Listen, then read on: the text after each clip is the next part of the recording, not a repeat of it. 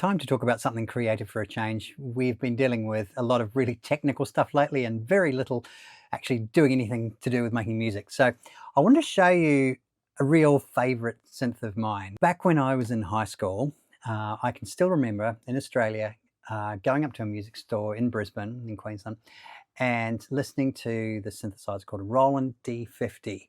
And it came out in the very late 80s, and it was so different from everything else. So you've got to remember that back then most synths were analog sounding, which now that there's been a huge resurgence in analog, everybody kind of loves it. But compared with what digital could do, it was just so different and so amazing. And I remember I put a set of headphones on and I listened to a sound called Digital Native Dance. And I have it here. So I have a D50, which one we're going to talk about in a second. So have a listen to this sound.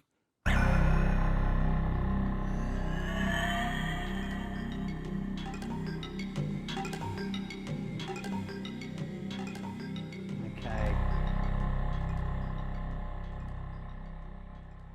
There's so much in that. It's changing over time. The sound itself evolves over like about a minute.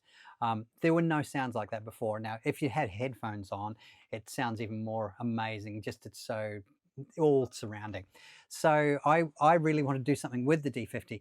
Now, the Roland re-released a bunch of synths a while ago called the Boutique series, and some of them are better than others. I've got most of them, but the D50 version of it, which is called the D05, is actually a direct recreation of the original, so much so that it'll load patches from the original and you can send it all the same commands. So I'm going to show you a piece of software that I've written for it that you might be quite interested in.